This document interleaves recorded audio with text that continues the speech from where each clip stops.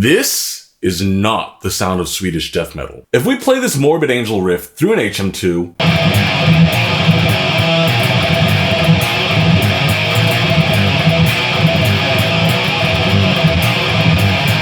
it's not going to magically turn into a Swedish style riff. And conversely, if we take a classic entombed riff and play it without the HM2,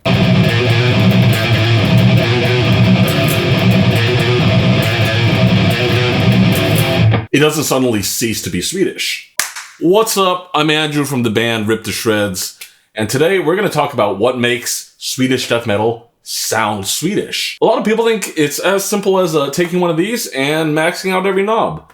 But many Swedish DM bands never use this, including bands like Grave or Bastard Priest. And of course there was the wave of entombed core in the late 2000s, early 2010s, where hardcore bands made heavy use of the HM2, but they didn't play anything that sounded like Swedish riffs. So if we go all the way back to 1988-89 in Sweden, I think there are three bands of the most importance. Nihilist, which became Entombed; Dismember, which started as Carnage. At first, it was all just carcass worship, and then it became Dismember later on, and Grave. Personally think Unleashed is like kind of secondary in importance to those. Those three bands share some commonalities, and from there we can try to derive what Swedish death metal actually sounds like. First off, there's very few blast beats, especially compared to what was happening in Florida. Cannibal Corpse, or Morbid Angel, or up in the north in New York with Suffocation. Revel in Flesh is the only song on Left Hand Path with a blast. Dismembered is the only song on Everflowing Stream, and those are like short blasts.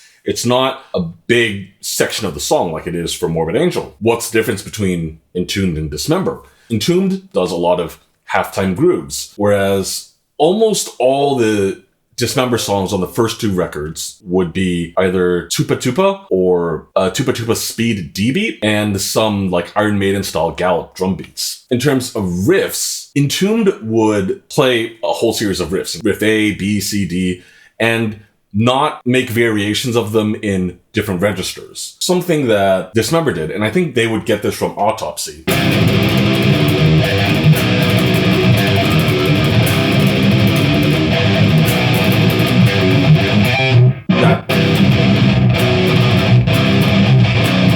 That kind of movement is something that's very common for Dismember. Another example from Soon to Be Dead.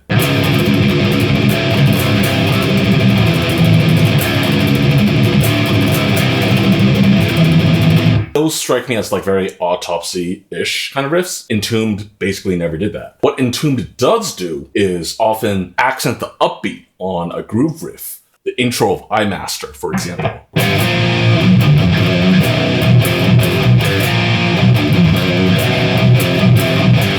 So the drums are accenting the part of the riff. If you look at the But Life Goes On intro, the drums are accenting like the 4, which goes like this.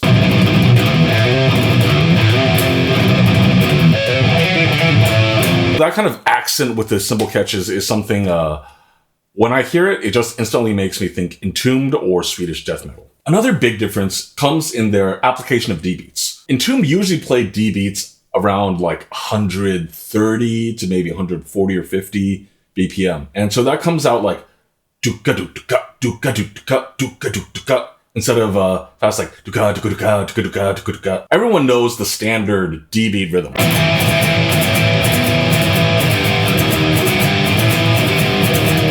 Entombed usually found ways of playing around it that didn't sound so stiff and married to the beat, like a Bitter Loss.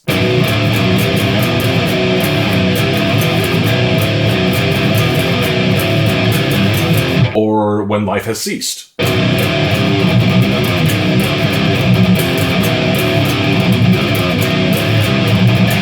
I don't think I've heard any other death metal band really play D-beats like that. It's almost always rhythm. And another big thing that Entombed does, and you'll find this all over their songs, inverted power chords. You take a power chord and then you voice it with the 4th in the bass.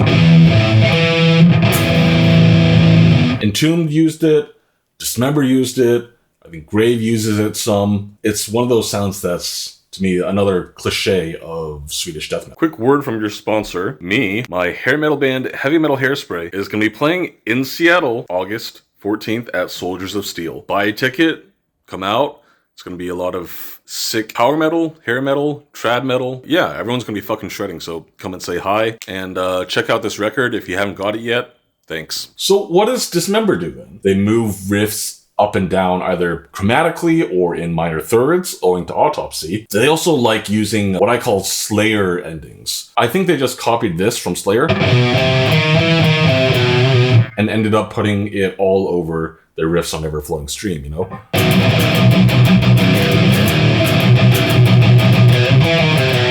Trademark of Dismember. You'll hear it in that famous override tremolo riff.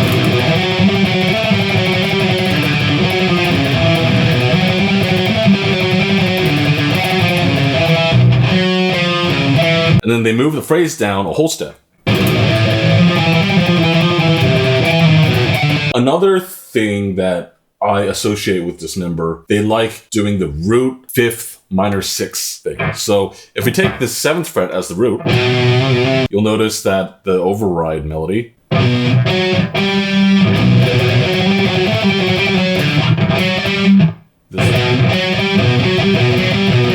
root, fifth, minor sixth shows up everywhere, like pieces.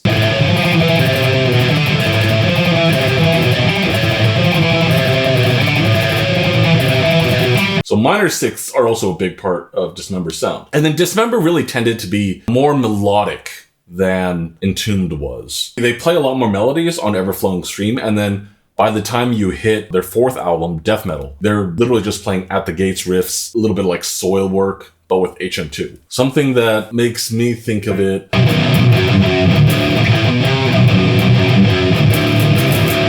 and you'll notice that one also moves in minor thirds. But this making that little melody in there. The other big thing that Dismember does is the gallop, and so is Life.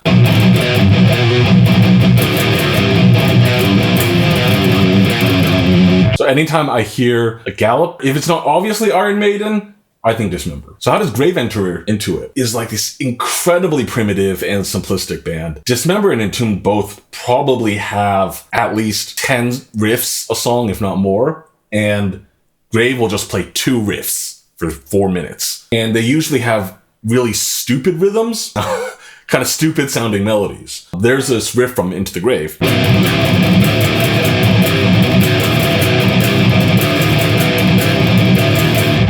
Actually, that one sounds a lot like Abhorrence from Finland. A riff that's going to make everyone instantly think, okay, that's a Swedish riff, is going to be based on a melodic trem line, usually in the higher registers, not too simplistic of a rhythm. And I want to differentiate between a tremolo that is like a chuggy pedal note versus a trem melody. An Autopsy riff is something I would call a pedal note. Think Charred Remains.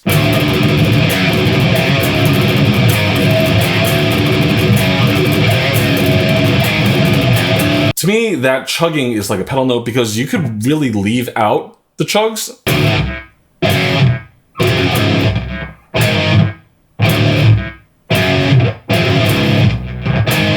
And it still makes total sense.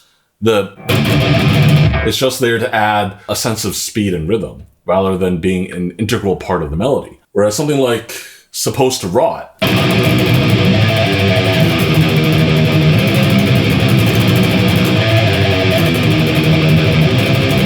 that's like a melody. And then another important distinction here versus something like Death, right? Death played a lot of chuggy tremolo riffs, but it's very much a rhythmic thing and not a melodic thing. Take Leprosy.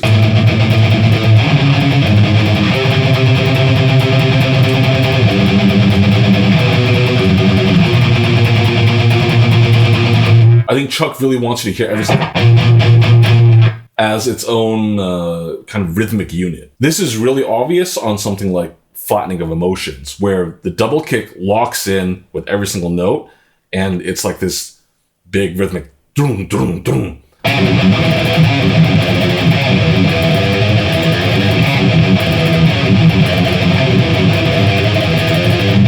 And those are not meant to be melody at all. Those are rhythmic accents, much like you would get later on with like Decapitated, or Abysmal Dawn or Zenith Passage or something.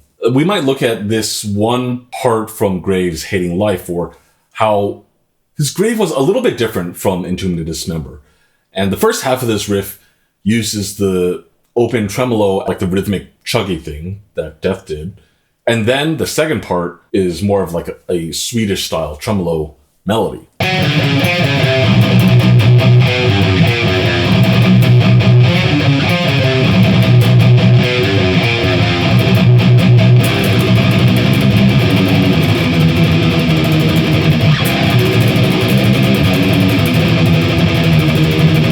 So we already talked about override of the overture melody, and Entombed also does something very similar on iMaster.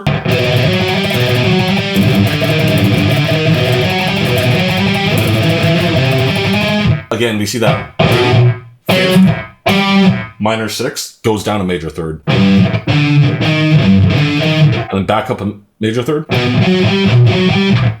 then down a minor third.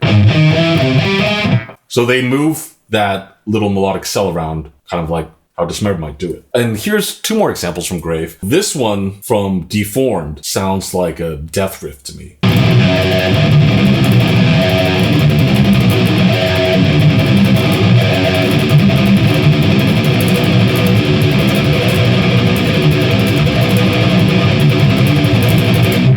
But In Love sounds like a Swedish riff because it's a little bit more melodic. The rhythms are a little bit longer. It doesn't repeat every single measure, but actually repeats over two measures, like this.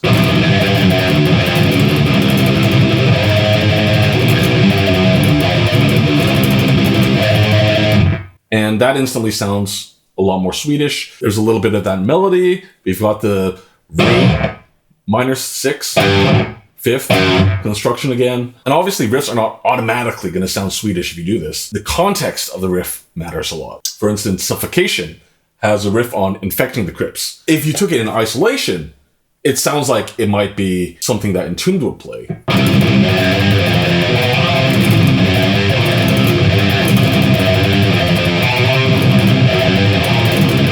But because it's surrounded by like these chromatic slams and chugs, and the riff itself is being played with downblast, pop, pop, pop, pop, pop, pop. Everything around it makes it sound not Swedish. As like a very, very general takeaway, we could say that like the early 90s Swedish death metal is simplistic, less focus on rhythmic chugging compared to like Deicide or Cannibal. And obviously Morbid Angel and Obituary are off doing their own thing. And their tremolo riffs are more melodically inclined. Something like Incantation was very intentionally very chaotic, the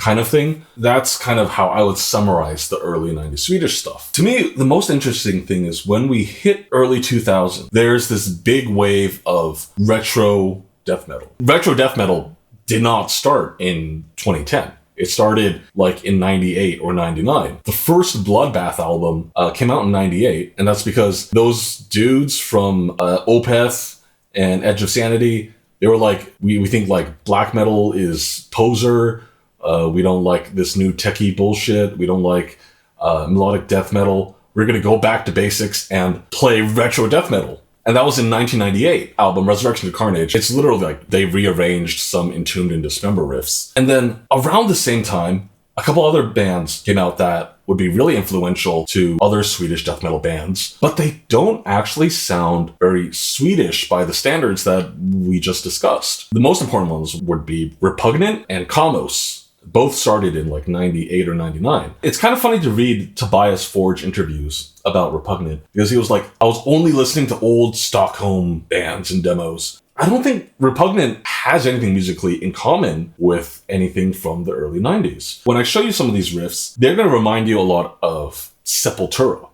or, like Master or Repulsion maybe. The wave of death metal in Sweden from the late 90s, early 2000s didn't go back to the 90s. It went back even further to thrash. Repugnant, From Beyond the Grave.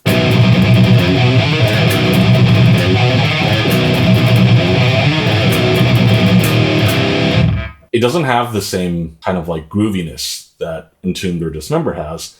And it's very focused on this like hammering, bump, bump, bump, bump, bump, bump type of rhythm. Then there's a spawn of pure malevolence.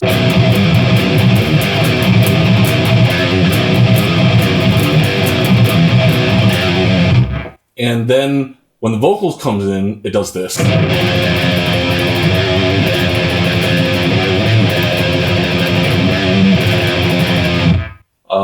Something like that. Something in like triplets. And it's really funny when you listen to Sepultura's Morbid Visions, because that sounds like this.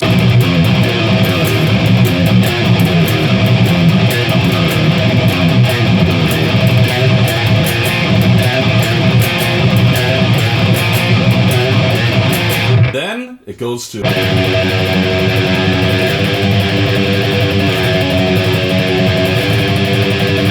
And it even has like this triplet transition. For me, it's really obvious that Repugnant, when looking back, just skipped the whole death metal thing and went straight back to primitive death thrash kind of thing. I think speed is really what characterizes all the late 90s, 2000s Swedish bands. The other one, kaamos, also plays really fucking fast like that.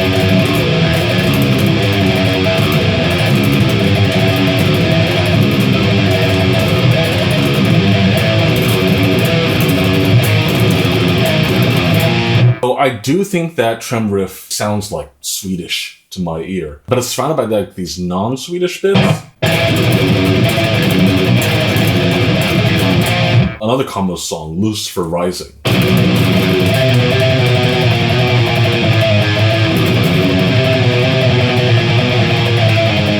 And then from that trem riff, it goes into like this open power chord riff.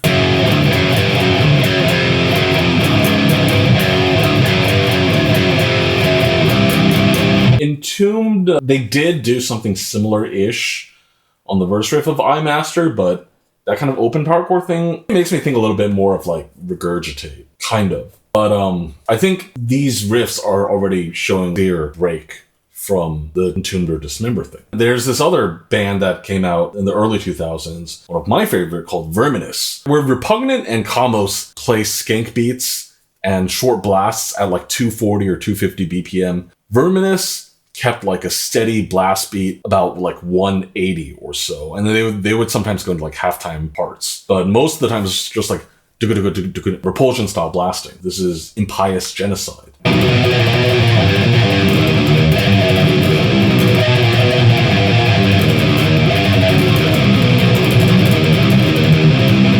So that descending trem riff isn't really Swedish, but then the main verse riff sounds kind of like something Grave might do.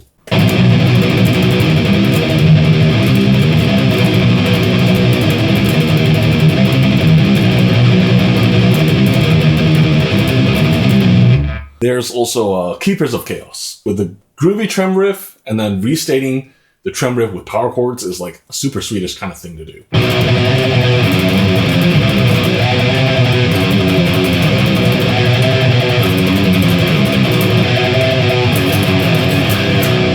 That's pretty Swedish to me. Then there's this like halftime riff that's not Swedish at all, but I love it.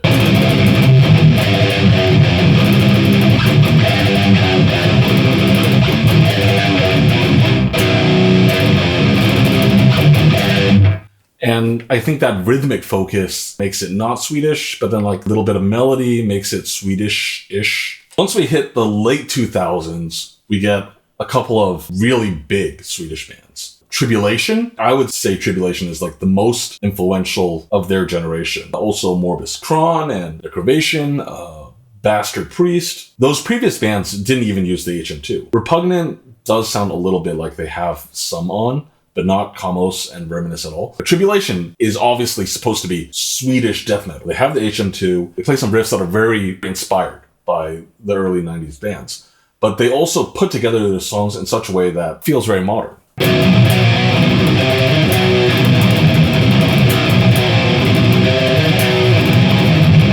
And the thrashiness of that riff is kind of like an in-between of something like a Repugnant, but also has a little bit more melodicism. Funnily enough, something I notice about early 90s bands is that they very, very rarely use palm muting to make variations of riffs. But that section of Curse of Resurrection is immediately followed by this.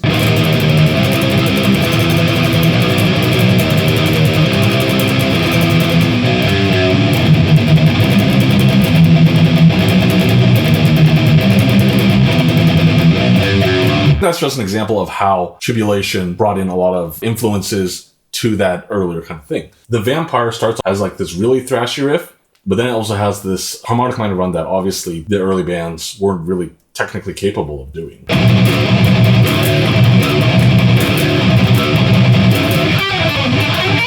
And then that's followed by this very like dismember-y, autopsy-ish part.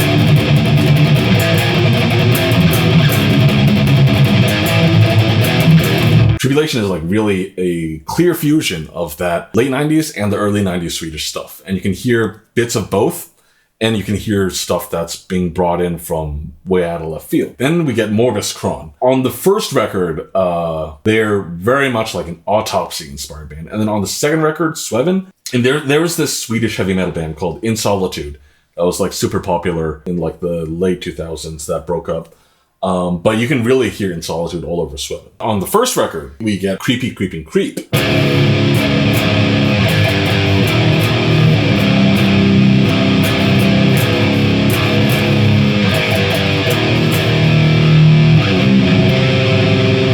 That's obviously an autopsy thing. When they get fast, like on Red Hook Horror.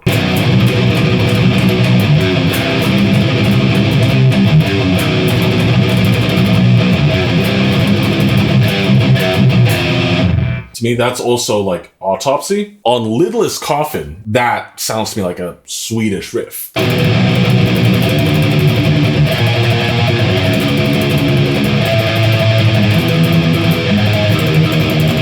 Necrovation, another very sick band. They had a couple demos in the early mid 2000s, but they didn't come out with an album until like 2008. They still play fast a lot. I think they're a little bit more dynamic in tempo and rhythmic changes than the late 90s bands. This one's Dead Faith Purulence.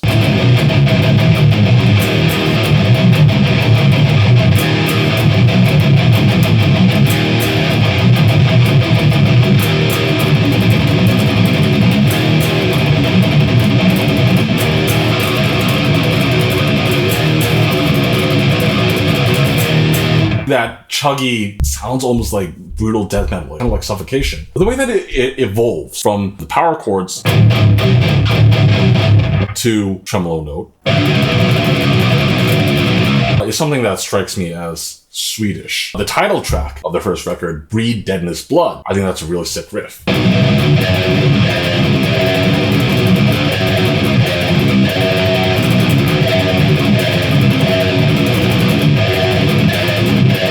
It evolves in a kaamos-y way, where it goes into open chords.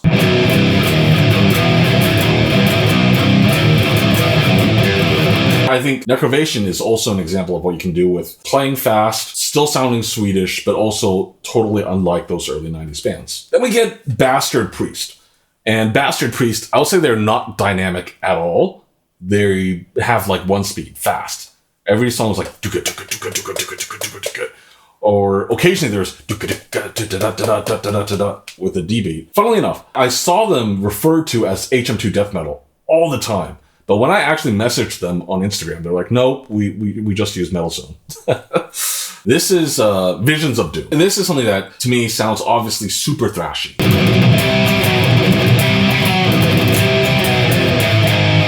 And then it goes into like a D beat part.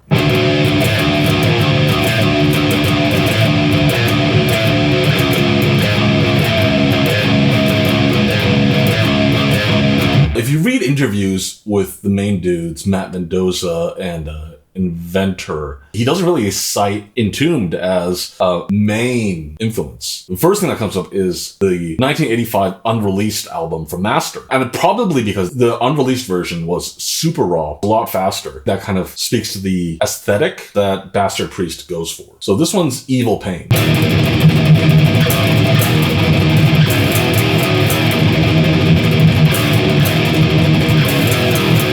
super primitive and simple. It sounds a lot like this one master song, Funeral Bitch.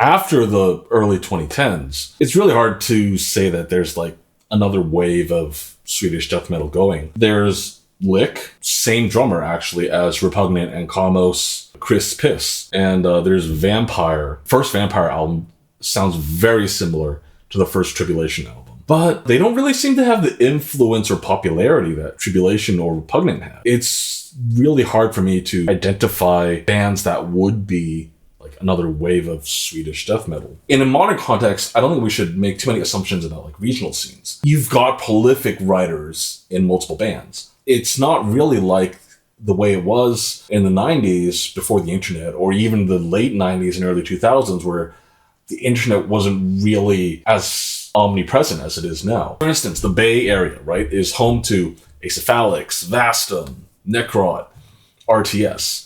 But none of them actually share any musical similarities, except when, Vastum and Acephalix had songs written by Kyle House, and he was in both those bands. But, like, you wouldn't call Decrepacy a Bay Area death metal band, but in Portland, right? That's just the way Kyle writes music. People like making patterns and grouping things together. But in a modern context, I'm not really sure the regional scene is even a thing anymore. I hope from my examples you can hear the huge gulf between the early 90s and the mid 90s and late 2000s Swedish death metal. Now, could we really have a definition of Swedish death metal that encompasses all three eras? I think no. Of course, there are certain cliches that they all crib out of the early 90s bands. In general, I would say maybe a greater focus on melody.